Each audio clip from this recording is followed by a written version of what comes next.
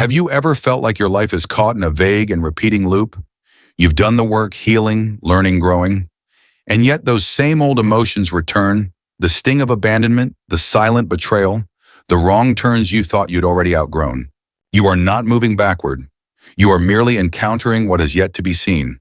Carl Jung called this the psychological karma. Florence Scovel Shinn described it more gently. The game of life is a game of circles. What goes out must come back. You are not being punished. You are being called back to the places where memory remains fragmented, to where unconscious patterns, personal, ancestral, and collective, await the light of awareness.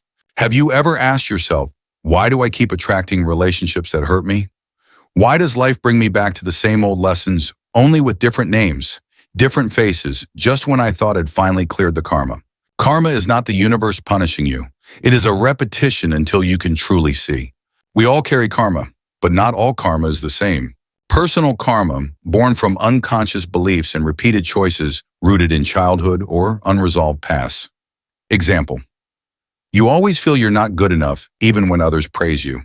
Ancestral karma, emotional patterns, pain, and prejudices passed down through generations. Example: a lineage marked by divorce addiction, bankruptcy, or a legacy where women always sacrifice and men always leave. Collective karma, deep imprints from culture, society, or historical trauma absorbed by your soul. Example: the fear of wealth, guilt for living differently from your community, wounds from a global pandemic. Each form of karma shows up as a loop, inner cycles you find yourself in, despite your best efforts to break free. But when you begin to awaken, these loops are no longer curses. They become maps. Jung once said, the soul does not seek perfection, it seeks wholeness. Florence Scovel Shinn reminds us you do not need to fight. You need to remember. To resolve karma is not to force correction. It is to see with love. When you witness karma, resentment dissolves and gratitude begins, because karma leads you back to yourself. You no longer live to avoid suffering. You live to be free. In this video, you will be guided through 4 profound signs that your karma has been resolved. No more looping, no more struggling, no more believing you must fix yourself to be worthy. Instead, you are ready to receive life from a place no longer weighed down. If you've recently felt lighter in spirit or noticed subtle yet peaceful shifts, you may have already passed through an old karmic cycle without even realizing it. And if you still feel stuck, this may be the map to help you move forward. Gently, without force, without judgment, stay with us, because what comes next is the first sign. You no longer repeat emotional patterns, not because you're suppressing them, but because the version of you who once needed them is no longer here. There is a strange moment that arrives on the path of transformation that no one can plan for. No alarms, no grand celebration. It comes like a silence between 2 heartbeats. And you realize you no longer react the way you used to. That person, the kind who once disoriented you, shows up. That voice, the kind that once made you shrink, speaks again. That situation, the old loop of hurt, reappears. But this time you're not pulled in. You don't need to fight. You don't need to run. You simply observe, see, know, and then you choose differently.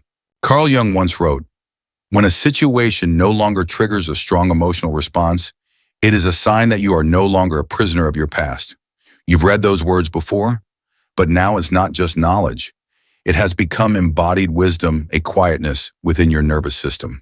It begins with seeing the trap. You once loved the same kind of people, the ones who made you feel small, who made you constantly prove your worth. You once chose paths that always led to dead ends, even when your intuition screamed at you from the start. You once lived inside the loop of the wounded child, the one who was once rejected. Afraid of abandonment, so you endured too much. Afraid of pain, so you tried to control everything. Afraid of not being loved, so you lost yourself to hold on to love. Consider Emma, 34, from New York. She kept falling for distant men, intelligent, independent, but emotionally unavailable. After every breakup, she'd vow next time, "I'll choose someone kind." But a few months later, it was a different face with the same energy. That same feeling, I have to earn my place here. It wasn't until she began therapy, read Jung, and joined a healing community that she saw the truth: she wasn't in love. She was searching for the recognition her father never gave her. And for the first time, when a man of the old type appeared again, her heart didn't race. Instead, a calm knowing. She walked away, not out of defiance, not in pain, but because the little girl who once needed that kind of love no longer existed. When patterns no longer pull you into the past, karma begins to dissolve. You might notice this shift in the subtlest of ways. Someone who once made you furious now only makes you smile. A conversation that used to make you tremble now meets your deep breath. A message that once sent your heart spiraling now simply sits there. You're not becoming cold. You're becoming whole. The addiction to emotional intensity has been replaced by peace. This is not force. This is evolution. And the beautiful thing is, you no longer need to prove that you've healed, because the part of you that once clung to that pattern is gone. Jung called this moment when the shadow loses its power, when the unconscious no longer manipulates your life from behind the scenes. Florence Scovel Shinn called it, when you remember who you are, you no longer attract what you are not. You don't need to fight karma. You simply stop resonating with it. A heart-to-heart invitation. If you've ever been in a loop like this and now feel yourself stepping out, leave a comment. I stopped. I saw. I chose differently. We those who've walked this road before you are here, to listen, to walk with you, because this journey is not meant to be walked alone. Healing doesn't have to be lonely. Connect. Share the story of how you once felt stuck and how you're finding your way out. And now you're ready for the next step. If the emotional patterns that once ruled your life no longer have power over you, then the next step is this: a peace that arrives effortlessly without needing a reason. In the next part, we'll explore what happens when the silence inside you is no longer emptiness, but evidence of your inner strength. There is a kind of peace that does not come from the world being okay. It doesn't come from a full bank account, a partner by your side, or a well-planned calendar. It arrives when your mind is no longer disturbed by your own inner noise. When the world outside is still loud, but inside there is a still lake. Before karma dissolves, the inner world is like a murky pond. Jung once said the unconscious stirs beneath like a dark lake. Picture this: a mountain lake deep in the forest awakened by a storm. Wind howls, rain falls. The surface no longer reflects anything, only ripples and chaos remain. When karma is still active, that is your state, always on guard. Tension without reason, overwhelmed by the smallest trigger. A subtle unease behind your every glance. It's not loud like pain, but it lingers like the echo of an unfinished dream. Then one day, without warning, something shifts. You're sipping tea, watching the afternoon light filter through the curtains. No one praises you. Nothing remarkable happens. And yet in your heart there is nothing left to fix, nothing to prove. You are simply here, and it is enough. This stillness is a sign your soul is no longer operating under the old law. Florence Scovel Shinn wrote, "There is a place in consciousness where fear cannot live. That is the place where survival mode ends, where you no longer need to control every outcome. You stop asking, what if something goes wrong? Instead, you breathe and live. Not because life has become easier, but because your mind is no longer haunted by old echoes." Before verse after the inner world when karma dissolves. Before karma dissolves, the inner landscape resembles a stormy lake, always stirred, unable to reflect anything clearly. In this state, the mind clings to the fear of loss, a relationship, an opportunity, or even the self. A defensive psyche emerges driven by guilt, compulsive overthinking, and the urge to control outcomes in search of safety. The ego begins to define itself through wounds. I am the one who was hurt, abandoned, or failed. Painful memories become identity. But this is only a projection of the shadow, the unseen. And then as karma dissolves, when we truly move through the shadow and understand the root of suffering, the inner world transforms. The lake becomes still. We begin to trust that what is meant to come will come, and what must leave may go. Control is no longer obsession. It is replaced by observation, acceptance, and release. We are no longer defined by what we've lost, but by the light of awareness now kindled within. And in that stillness, we begin to reflect truth, not the truth of the outer world, but the deepest truth of our soul. Have you experienced a shift like this in your own journey? What helped you move from the stirred lake to inner stillness? Share your experience in the comments. A real-life moment when true peace arrives. David, 41, from Oregon, once carried the weight of a broken marriage. His core belief, I'm not good enough for anyone to stay. Every new date felt like a test of his self-worth. Until one day, mid-conversation, a woman he'd just met said, "You don't seem ready. I think we should stop here." In the past, David would have spiraled, over-analyzing, pleading, blaming himself. But this time he simply nodded. No tears, no mental script, just gratitude for her honesty and his own. When your inner world is at peace, you no longer need to act like you're okay, because you truly are. No more tug of war between what did I do wrong and do I deserve love. No need for a reason to smile or to not feel sad. No more masks, no more roles. You are who you are, and that is enough. If you're in this space now or yearning to enter it, leave a comment. I have found the still lake within me. We, a community of souls dissolving karma, are here, not to preach, not to fix one another, but simply to sit together like friends beside the water's edge. What comes next, you begin to receive without struggle. This piece is not the end. It is the gateway to something extraordinary. Receiving without tension, without striving, without needing to deserve. In the next part, we'll explore why after karma dissolves, you begin to receive love opportunities and support naturally and without doubt. There is a subtle kind of transformation that no one teaches you and no one applauds. No one says, congratulations, you're now ready to receive. But one day you notice goodness no longer feels foreign. Someone loves you and you don't doubt them. An opportunity arrives and you don't reject it before it even gets close. A compliment is offered and you don't push it away with, oh no, I'm not that good. Carl Jung once said the unconscious is not merely a repository of darkness, it is a shaper of reality. When the karmic energy buried deep within you is not cleared, you unconsciously block all that is good through protective mechanisms that feel innocent, even rational. Here are some common signs of someone who hasn't yet allowed themselves to receive. Self-sabotage. You begin to succeed, then pull yourself down with avoidable mistakes. Guilt. The moment happiness arrives, you feel undeserving of it. Rejection of good. Someone compliments you, you dismiss it. Someone offers help, you push them away. Someone loves you, you question their sincerity. None of this means you're foolish. It means you were once taught to pay a price for receiving good things. Maybe you came to believe, if I receive, I will eventually have to pay for it. This is karmic memory imprinted with the fear of receiving blessings. Florence Scovel Shinn wrote, every good and perfect gift is already prepared for you, but you must open the door of consciousness to let it in. The issue is most of us lock the door from the inside. No one takes away our wealth, our love, our recognition. We in fear simply refuse to open. A real story, Rachel, 38, therapist in San Diego. Rachel helped others heal, but when her partner proposed, she didn't say yes. She said, I'm not ready.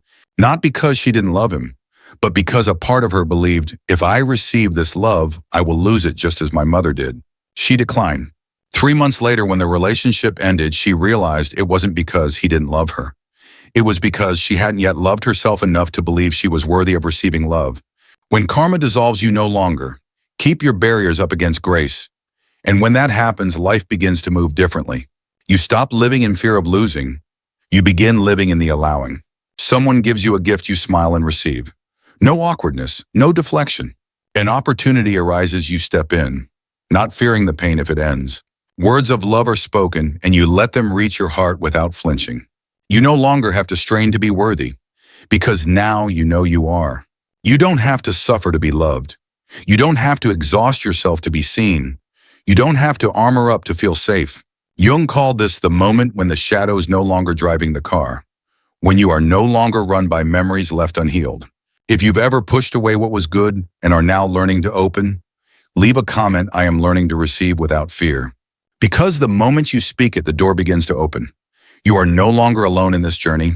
We, the souls learning to step beyond old karma, are here, not just healing, but learning to receive. What comes next, you're no longer driven by survival, but led by purpose. When you no longer reject your blessings, you begin to hear a deeper calling, not just to survive, but to serve. Not to run from pain, but to seek the meaning within it. In the next part, we'll explore what Jung called the greatest privilege of a lifetime, to become who you truly are. And that journey begins the moment you stop living in fear and start living in response to the name your soul has always known. There comes a moment in life when no bells ring, no angels descend, yet something within you quietly shifts. You no longer wake with the question, what must I fight today to survive? But instead, what am I alive for today? Carl Jung called this the greatest privilege of a lifetime, to become who you truly are. And you can only truly walk that path once karma has been cleared, when you no longer operate from wounding, but from awakening. This state is not tension, it's invitation. It's not I must, it's I want to. You begin to feel drawn to things you can explain.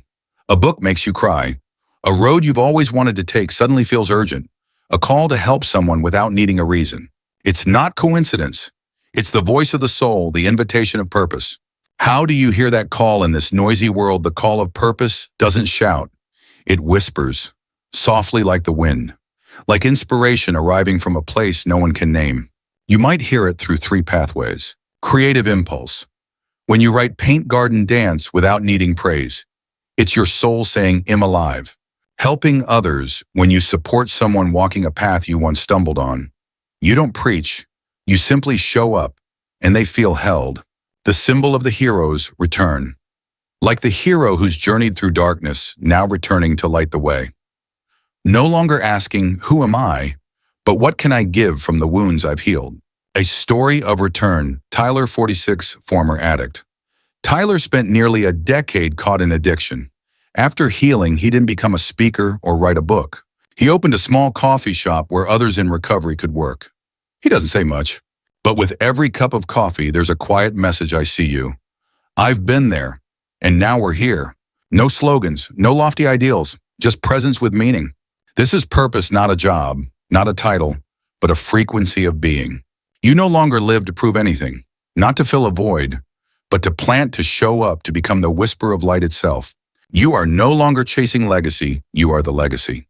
If something in you is stirring a new path, a deeper way of being, leave a comment. I hear the call. We are returning not as victors, but as those who've walked through the dark carrying light.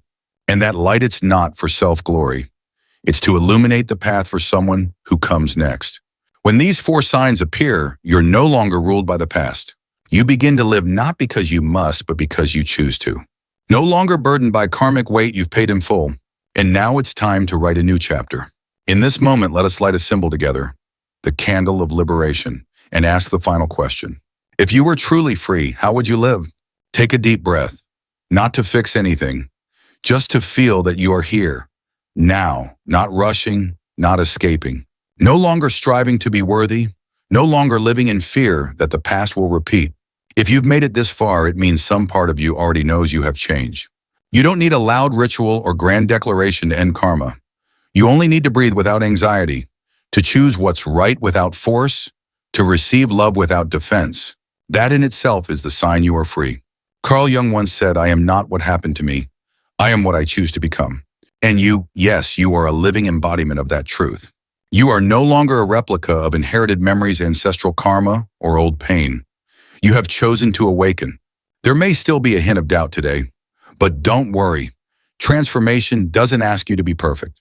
It only asks for your honesty and your willingness to keep walking gently day by day with a light of understanding in your heart. If this video stirred something in you, a memory, a hope, a question, leave a comment. You've stepped out of the loop. Or write whatever your soul feels called to mark this part of your journey. And if you want to walk beside others who are also awakening, click subscribe and turn on the bell. Here we don't just heal, we remember who we are. Each week, we'll explore the deepest layers of consciousness, shadow light archetypes, and the sacred path of becoming. No dogma, no rush, just soul-to-soul conversations like a small flame in the night. Before you go, if your heart feels a little lighter, even just a little, light a candle tonight. No prayer needed, no wish required, just to say I have come home.